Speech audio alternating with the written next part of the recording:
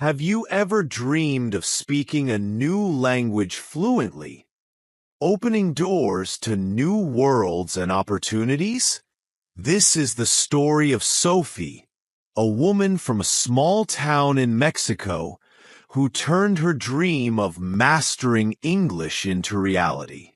Through countless challenges, moments of doubt, and the unwavering support of a dedicated teacher, Sophie's journey is a testament to the power of perseverance. Join me as we explore her inspiring path, filled with lessons that can motivate anyone eager to learn English. I am a woman from a small town in Mexico, where the streets are lined with colorful markets and the air hums with familiar voices. I work at a local store, selling handmade crafts and groceries, and live with my family in a modest home. For years, I dreamed of speaking English. To me, it was more than just a language. It was a magical key to new adventures, a way to connect with people from distant lands, and a chance to see the world beyond my town. Growing up, I'd hear snippets of English in songs on the radio or see it in the subtitles of old movies played at the town's tiny cinema. It felt like a secret code, one I desperately wanted to crack.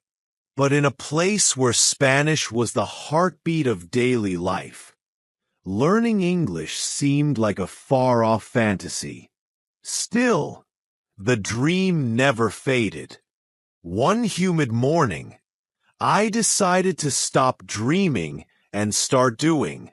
I heard about English classes for beginners at the community center, a small building tucked between mango trees and a dusty soccer field. Gathering my courage, I walked there, my heart pounding with both excitement and fear. That's where I met Mrs. Taylor, my English teacher. She stood at the front of the room, her gray hair tied back, her smile warm and inviting. "Hello, I'm Mrs. Taylor," she said, her voice clear and kind. "What's your name?" "I'm Sophie," I replied, my voice barely above a whisper. I felt like a child again, shy and unsure. "I'm so glad you're here to learn," Mrs. Taylor said, her eyes sparkling with encouragement. "English can open so many doors for you." I was thrilled yet terrified. The idea of learning English felt like climbing a mountain, but I was determined to reach the top. My reasons for learning English were deeply personal. First, I dreamed of traveling to the United States. I imagined strolling through bustling cities, visiting national parks, and chatting with people from different walks of life. I wanted to experience cultures I'd only read about in books or seen in grainy TV shows. English was my ticket to making that dream real. Second, my job at the store pushed me to learn. Tourists from English-speaking countries often visited, drawn to our town's vibrant markets and ancient ruins. They'd ask about the crafts or directions, but I could only smile and nod, my cheeks burning with embarrassment. I felt trapped, unable to connect or help. I knew English would change that. Above all, I wanted to prove something to myself. Growing up in a small town, I'd been told that big dreams were for other people, those with money or connections. But I refused to believe that. Learning English was my way of breaking free from those limits, of showing myself and others that I could achieve something extraordinary. The journey, however, was far from easy. My biggest challenge was my lack of confidence. I constantly doubted myself, wondering if I was too old or not smart enough to learn a new language. The fear of making mistakes haunted me. I worried I'd sound foolish or be laughed at. Pronunciation was another hurdle. English sounds like the th in think or the short vowels in cat felt alien to my tongue. I struggled to understand native speakers, their words blurring together like a fast-moving river. In conversations, I'd freeze, my mind scrambling to catch up, often asking people to repeat themselves multiple times. But giving up wasn't an option. With stubborn determination, I attended Mrs. Taylor's classes every week, practiced at home, and pushed myself to keep going, even when it felt impossible. One sunny afternoon, I walked into the community center for class, the familiar scent of chalk and old books greeting me. Mrs. Taylor's warm smile welcomed me as I took my seat. "Hello, Sophie. Great to see you," she said. I smiled back, still nervous but comforted by her kindness. "Hi, Mrs. Taylor." During class, Mrs. Taylor turned to me. "Sophie, would you share why you're learning English?" My heart raced, but I took a deep breath. "I want to travel and meet new people," I said, my voice shaky but clear. "And it's important for my job to talk with tourists." Mrs. Taylor nodded, her eyes full of understanding. "That's wonderful, Sophie. English will unlock so many possibilities for you." After class, I lingered, gathering my courage. "Mrs. Taylor, can you help me speak English better?" I asked, my voice trembling. Her face lit up. "Of course, Sophie. I'm here to help. Let's schedule extra practice sessions." Gratitude washed over me. With Mrs. Taylor's guidance, I felt a spark of hope that I could truly master English. Our extra sessions became the highlight of my week. Mrs. Taylor wasn't just a teacher. She became a mentor and friend. She saw my potential even when I couldn't. Beyond grammar and vocabulary, she focused on building my confidence.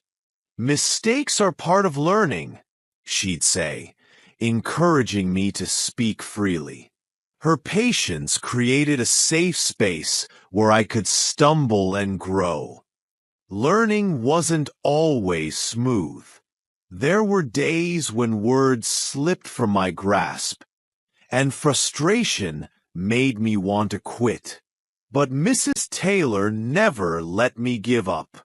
She used creative methods, games, role-playing, even singing English songs, to make lessons fun. Slowly, I began to hear English not as a jumble of sounds, but as a language I could understand. One memorable day, we practiced a conversation about ordering food at a restaurant. I stumbled over words like menu and dessert, my accent thick and clumsy. Instead of correcting me, Mrs. Taylor smiled. "You're doing great, Sophie. Try again and focus on the sounds." With her guidance, I said the words more clearly, and a wave of pride surged through me. It was a small victory, but it felt monumental. Moments like these kept me going. Over time, my confidence grew. At the store, I started greeting tourists with simple phrases like "Welcome" or "Can I help you?" Their surprised smiles were my reward. My family noticed too. My younger brother, who used to tease me for practicing English at home, began asking me to teach him words. Their support fueled my determination.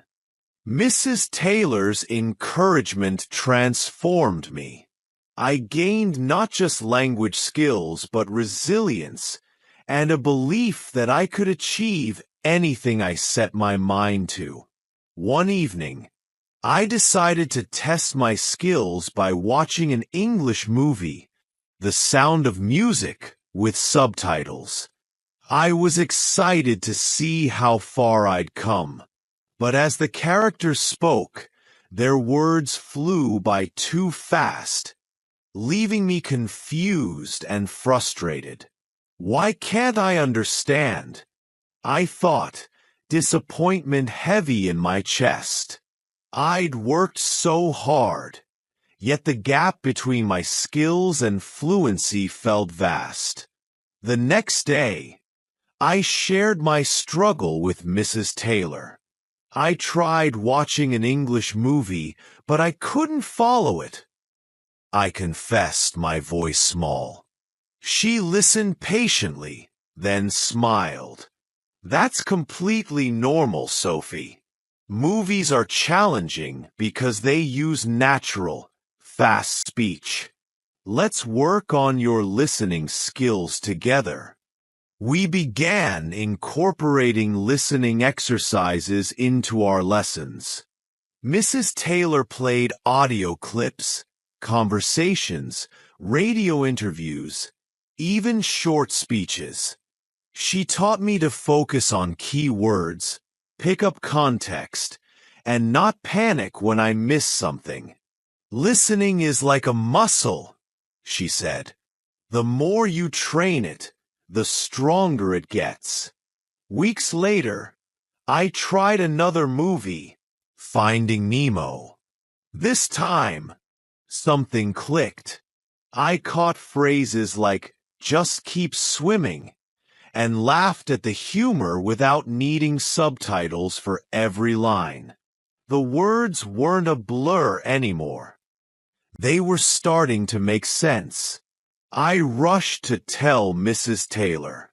"I understood parts of the movie," I exclaimed, barely containing my excitement. Her smile was radiant. "That's incredible, Sophie. Your dedication is paying off." From then on, I made English media a daily habit.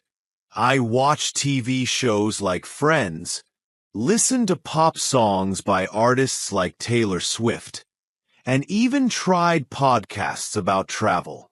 Each time, I understood a little more, my ears tuning to the rhythm of the language. One day at the store, a moment I'll never forget happened. A tourist from Canada asked about a woven basket, but instead of freezing, I replied confidently, "It's handmade by local artisans. Would you like to know more about it?" We chatted for 10 minutes, and as he left, he said, "Your English is great." My heart soared. I'd done it. I'd connected with someone in English. Reflecting on my journey, I was amazed at how far I'd come. From struggling to say hello, to holding conversations and enjoying movies, the path had been long but rewarding. I owed so much to Mrs. Taylor. "Mrs. Taylor, thank you for believing in me," I said one day, my voice thick with emotion. "You've worked hard, Sophie," she replied. "I'm so proud of you." During our final session, Mrs. Taylor shared practical tips for anyone learning English. I jotted them down, knowing they'd help others as they'd helped me. Practice daily. Set aside 30 minutes for reading, listening, speaking, and writing. Even small efforts add up. Use resources. Try apps like Duolingo, watch YouTube tutorials, or join online forums to practice. Watch and listen. Start with subtitles on movies or shows, then challenge yourself to turn them off. Listen to songs or podcasts to train your ear. Speak confidently. Find a language partner or join a conversation club. Mistakes are okay. They're how you learn. Build vocabulary. Learn 5 new words daily. Use flashcards or read books to see words in context. Think in English. Describe your day or write a journal in English to immerse yourself. Stay patient. Progress takes time. Celebrate small wins, like understanding a song lyric or answering a question. These tips showed me that learning English wasn't just about rules. It was about embracing a new way of thinking and connecting with the world.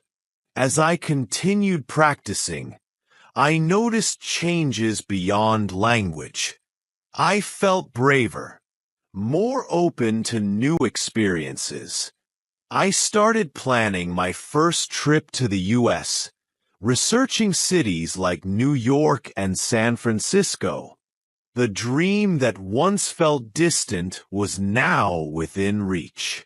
One evening, as I watched The Lion King and sang along to Hakuna Matata, I realized how much joy English had brought me. It wasn't just a tool. It was a bridge to stories, people, and possibilities I'd never imagined. Sophie's journey proves that learning English, or any language, is about more than memorizing words. It's about courage, growth, and connection.